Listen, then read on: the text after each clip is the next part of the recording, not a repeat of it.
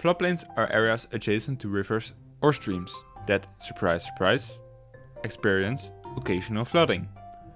In the Netherlands we have many floodplains, one of which is in the Uiterwaarden in Wageningen. Let's take a closer look at the importance and beauty of this area. Basically, floodplains are a buffer for the river. When a river overflows, the floodplain causes the area around it not to get damaged, as it stores the excess water. In 2015, it was estimated that around half to 1% of land was covered by floodplains. However, it was also estimated that it contains half to 8% of global soil organic carbon. River floodplain systems are thus very important for carbon storage. But how did they get so good at this sequestration? Every time a floodplain floods, a lot of nutrient-rich sediment gets deposited.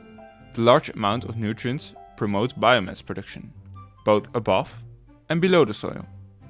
This has a lot of consequences for the carbon sequestration. We can divide the floodplains in 3 levels: above, on top and below the surface. Above the surface are all the primary producers, for example, plants and algae. Important ecosystem engineers such as herbivores and beavers dwell on this level as well. On the surface we find recently dead biomass. Plenty of microbes and fresh sediments get deposited here. In some floodplains there is peat growth. Below the surface there is a lot of buried organic material and a big microbial population. All the levels influence each other.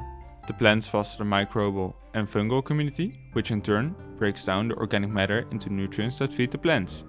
These sustain the animals who shape the habitat with their behavior, and leave behind organic material when they die or defecate, providing the microbes with food again. Everything is linked in a delicate balance. In the floodplain there are many different carbon sources, but they all belong to one of the 2 groups we will call the Autochthonous and the Allokthonos. Autochthonous carbon is the result of biomass production by the vegetation. Allokthonos carbon is everything that originates from outside the floodplain, so the carbon in the deposited sediments. Let's check the Autochthonous carbon first. Above ground biomass such as the plants can capture CO2 from the air and store it in their body. It is obvious that when there are more plants, more carbon can be stored. And, as said before, the flooding causes a lot of nutrients to get deposited, which makes the soil very fertile. The fertility allows for much more vegetation growth, making the Autochthonous carbon pool larger. Of course, every densely vegetated area has a large amount of carbon stored in biomass. So, how come a floodplain is so much better at carbon sequestration than, for example, a forest? The trick is, it's wet.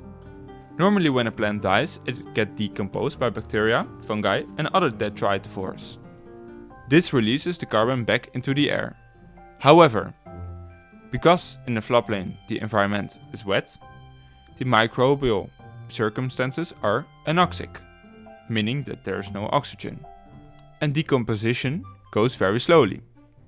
It goes so slowly that before the process is finished, the area gets flooded again, bringing in new sediment which buries the biomass and the stored carbon with it. The sediment itself often carries a lot of carbon as well, which get buried in additional floods. This is the Allokthonos carbon. Not only can the microbes not decompose the organic material, they can stabilize the carbon, locking it even more securely in the soil. These are 3 pathways of carbon storage in floodplains: biomass accumulation, reduced decomposition, and sediment trapping. In other ecosystems, the sequestration rate decreases when soil gets older. In floodplains this is not the case. Because of the erosion and deposition that flooding brings, the accumulation of carbon gets reset every time. Some floodplain soils containing peat can contain up to 80% carbon, and the buried organic material can stay there for more than 1,000 years. We call the amount of carbon stored at the time the carbon budget. The dynamics of water flow are complex and depend on the hydrology and the connectivity of the river floodplain system. These determine how often and how long the flooding happens. The amount of large wood in the area can influence this. Large wood slows down the flow of the water, elongating inundation, lessening erosion, allowing for a more sedimentation, and creating a more suitable habitat for vegetation and other organisms. Obstructions can also catch more sediment, which aid in burying organic matter. Connectivity is the level of the connection between the river and the floodplain, which determines the amount of water and nutrients that can be moved between the two. Soil types like clay and calcareous soil are less prone to erosion and have a higher ability to store the carbon as they bond chemically.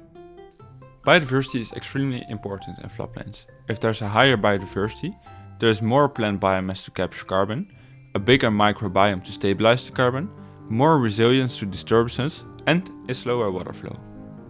So, in short, more nutrient-rich sediments cause more biomass to grow, more slow-flowing water causes more carbon sequestration, and everything enhances each other.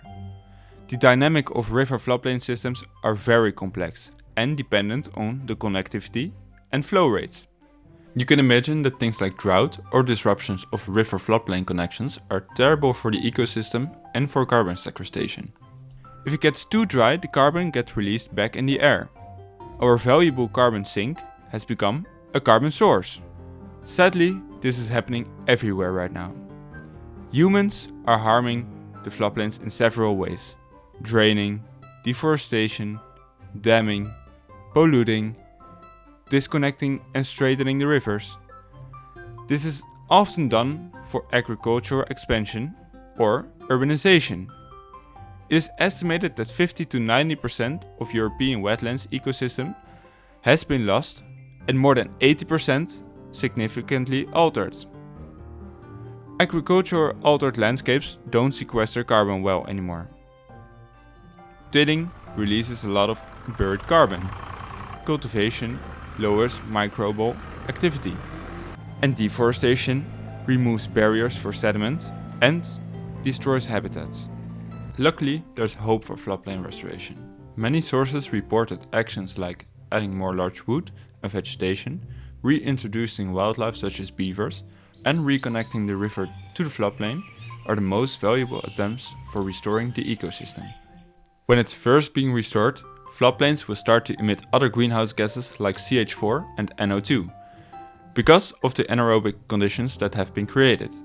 The floodplains first experience a spike in emissions, but after the new ecosystem arises, it will turn into a carbon sink again, as organic material has been allowed to build up. According to the WWF, it is possible for farmers to let their land flood regularly, while still using their land extensively. This way their business can stay afloat while having a big climate mitigating potential. To summarize, the floodplains are awesome. We have to make sure that the ones that are lost are restored and the ones that are left are nurtured and cherished. In our fight against climate change, they could be one of our biggest allies. Thanks for watching. Make sure you leave a heart in the comments to show your love for floodplains.